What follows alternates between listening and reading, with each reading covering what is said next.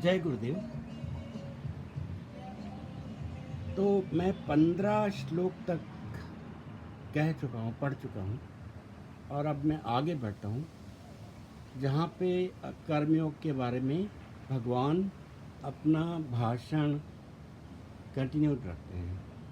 हे अर्जुन, ये योग ना तो बहुत खाने वाले का, ना बिल्कुल न खाने वाले का, न बहुत शयन करने के स्वभाव वाले का और न सदा जागने वाले का ही सिद्ध होता है।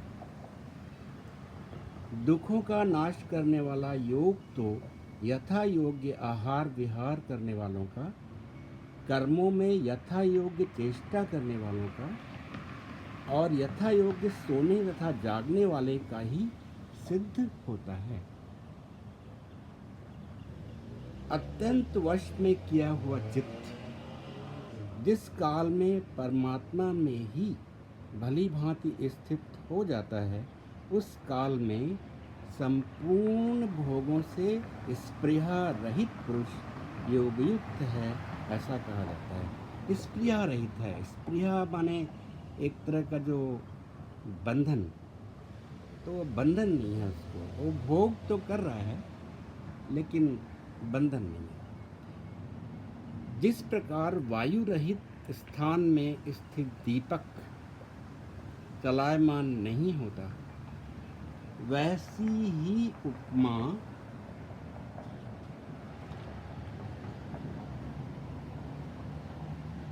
ध्यान में लगे हुए योगी के जीते हुए चित्त की कही गई है।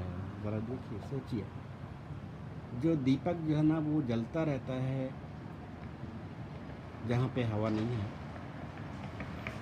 बस ऐसा ही समझ लीजिए कर्मयोगी है, उसके चित्त की भी यही स्थिति है।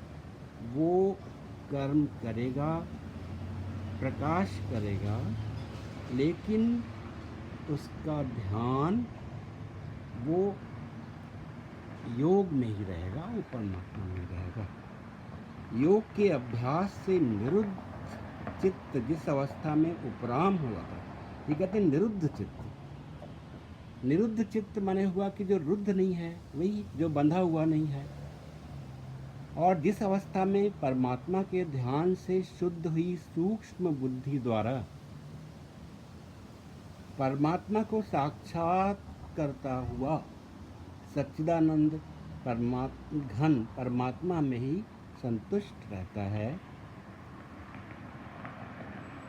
इंद्रियों से अतीत केवल शुद्ध हुई सूक्ष्म बुद्धि द्वारा ग्रहण करने योग्य जो अनंत आनंद है, उसको जिस अवस्था में अनुभव करता है और जिस अवस्था में स्थित यह योगी परमात्मा के स्वरूप से विचलित होता ही नहीं, परमात्मा की प्राप्ति रूप जिस लाभ को प्राप्त होकर उससे अधिक दूसरा कुछ भी लाभ नहीं मानता और परमात्म प्राप्ति रूप जिस अवस्था में स्थित योगी बड़े भारी दुख से भी चलायमान नहीं होता, जो दुख रूप संसार के संयोग से रहित है। मतलब ये संसार तो दुख रूप है, लेकिन जो इसके संयोग से रहित है, यानी कि इसमें इसका योग नहीं है, उसका योग कहीं और है, तथा जिसका नाम योग है उसको जानना चाहिए। कह रहे हैं जो दुख रूप संसार के संयोग से रहित है तथा जिसका नाम योग है उसको जानना चाहिए। योग माने आप परमात्मा में आप जो है ना वो आरूढ़ हैं। वो योग न उकताए हुए अर्थात धैर्य और उत्साह युक्त चित्त से निश्चय पूर्वक करना कर्तव्य है, ऐसा बोलते हैं। जय गुरुदेव।